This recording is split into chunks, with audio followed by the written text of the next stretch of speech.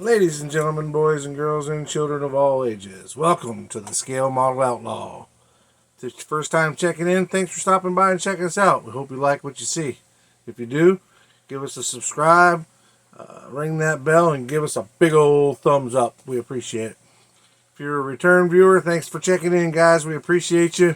Thank you for all you do, all your comments, your likes, your thumbs up. We appreciate it.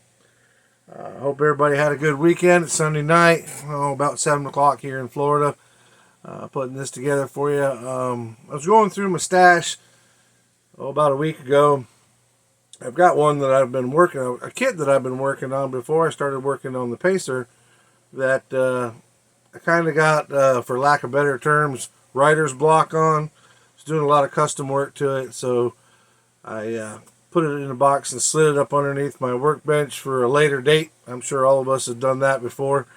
But long and short, I was cleaning up, doing some vacuuming, and bumped the box out. And like I said, it was about a week or so ago. And then I went online to the company Minicraft, who made the model kit, and realized they had some more cars. So I went ahead and ordered them. I just wanted to show them to you guys. They're nothing really super special. They're kind of cool. Minicraft makes all kinds of different kits. But the kit that I had, that I started with, is this 31 Ford delivery. And pretty cool kit. It's a 1/16 scale. It lends itself to some details. Most of what's in here is just some of the old plastics and stuff. It's actually in another box. I was going to take it out, but that's not really why. Showing you that's not really what I'm trying to do. I wanted to show you these Minicraft kits. So again, I went online and I picked up a few more. It seems though I found that all their kits are 31s. They must be, that's the only mold they got or something. But they're all really cool 1/16 kits that open themselves up to a lot of customization. And the detailing on them, you can really go crazy with the detailing on them. But that's their 31 sedan. They've got a 31 Highboy, which I thought was a pretty cool car. It's kind of somewhat customed out of the box, and I'm trying to see the camera and you guys at the same time. So I'm bopping out on both sides of the kit. But super cool 1/16 car. Haven't opened up the sedan or the Highboy, but we do have another one that's called the Deluxe Roadster. We've opened it up. Maybe I'll go on this side. There we go. The Deluxe Roadster. All these come in the 1/16. They're all 31s. I think it's basically the same kit, but somewhat a little different. Now, I got confused when I ordered these because they came in two different boxes, but I think this is the same one as the other one. It's a Deluxe Roadster. So, pretty cool stuff. Lots of detail. We'll pull the Roadster out. Let you get a quick glimpse of that. I'm having to turn around the way we're set up, but without pulling it all out of the bag. But they're all essentially the same, man. I mean, they're all laid out pretty much the same way, and you can customize them up. I've on the delivery, I actually chopped it 1/4 of an inch and slammed it a little bit using everything that it had. I wanted to use the factory pieces, but still get it down. I do have a scale motor in it. It's actually a Texas 3D Customs Arden Hemi-headed Arden flathead. So it's pretty cool. But like I said, I'll get into that kit later on in another video when I get back to work on it. But which will probably be right after the Pacer. But speaking of the Pacer, it's coming along. Those guys some of you guys saw the reel where I put up the interior and asked about the roll cage or no roll cage. Well, roll cage was definitely what everybody was asking for, and said that it would be best. And considering it's a Pacer with a Hellpacer motor and 2 bottles of NOS, it probably needs a roll cage. And with the roll cage, we decided to go ahead and put some seat belts in there as well. Let me forewarn you before I show you, I'm not overly happy with the seat belts.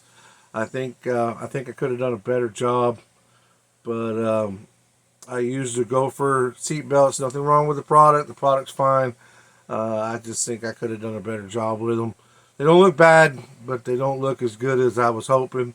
So you guys tell me what you think. So here it is, guys. Here's the interior with the roll cage. I'm going to squeeze up here and get a little closer. I will be doing a reel after this because the reel tends to do a better picture. But that's the interior with the cage. Now on my video, you saw me use the TIG rods and the wire jig. I very much use the wire jig to bend these up. I also use the TIG rod. And I'm going to be honest, guys, after trialing it more, I like the TIG rod, but it's very difficult to bend. I think it might be easier just to use the aluminum rod. But again, you know, price-wise, you get a lot more out of the TIG rod, but it is a lot more work. Alright, so there's the seat belts. Again, my camera sucks. I already know, I am getting better camera, guys. I already know which one I want. I just got to figure out how to pay for it. But so not too disappointed with it, but it could have been better, I think. We did attach them to the roll bar like it should have been. Again, that's some of the places I think I could have done a better job. I don't know if this will ever be entered into a contest. And I don't build them for contests anyway. I build them for fun. But I do like for them to look good. But if nothing else, that's how you get better. Is practice and trial and error. So I know about the seatbelt now. Again, the Gopher product was fine. It wasn't anything with the Gopher product. They offer a great 5-point harness. It was just my lack of skills that they could have been better. Also on the Pacer, we've got the motor mounted onto the chassis. And the header's mounted. We literally just got everything mounted up like an hour ago. You can see that the drive shaft's in, but not painted yet. If you look real close, you can see the back yoke going into the rear end is not even painted yet. The front one is, because I put the yoke on first onto the transmission. If you look, you can see the link for the transmission. We bent up some wire to make it look like the links to shift the rods to shift it. Again, I'll be doing a reel with this afterwards, so you get a little bit better look at it. I still got to fill in my dot where I had it on the spigot or on the rod, but this is the Iceman chassis and the Iceman Elephant motor, Iceman yokes, excuse me. Like I said, if you look in there, if you can look past the headers, I don't know if you can see it with this one, maybe from the underside. Yeah, there we go. On the underside, you might be able to see them a little better, but it's got, Iceman makes motor mounts for it as well. And they're kind of a universal fit, so you have to modify them. There you go. You can see the plates just a little bit on that side. I'm going to modify them a little bit to fit your application. But they're super cool. That elephant's in there. We got it painted up. Of course, we used our Scale Finishes paint to paint everything with. We got the Scale Finishes Hemi Orange, and then their standard gloss black. Now, I did use Alclad on the transmission and on the intake. That's white aluminum from Alclad. The pulleys in the front is black ink from, I got it from Michael's, but it's basically ink. And you spray it on through the brush, and then the aluminum color that you see inside and around the pulleys is going to be Tamiya's flat aluminum. It's coming along, guys. We got the spindles painted up aluminum just to make them stand out a little bit. Super excited about it. The headers are in. You can see those. We will run the exhaust, but I probably want to mock it up a little bit more with the body. But between the interior and the chassis, we're making some progress. Not 100% sure where that's going to fit on there yet, but it's going to be somewhere in that ballpark with the Pacer on it. Now, people were asking about the speakers a lot.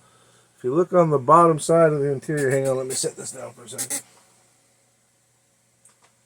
If you look on the bottom side of the interior, you can actually see the speakers. So they're not just caps, they're full-on speakers. Now, Two of them I turned into caps.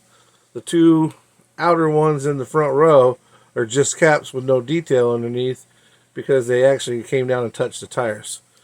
Underneath here, if you see, you can see where my roll cage popped through. I still got to clean that up and sand this down, paint it, get it all matched up. But I'm going to take some either underhood material to put around and underneath here to cover up the speakers, but yet make it look like the speakers are still in there. Or an old trick that I used to use is cigarette wrappers, the aluminum that's inside of cigarette wrappers.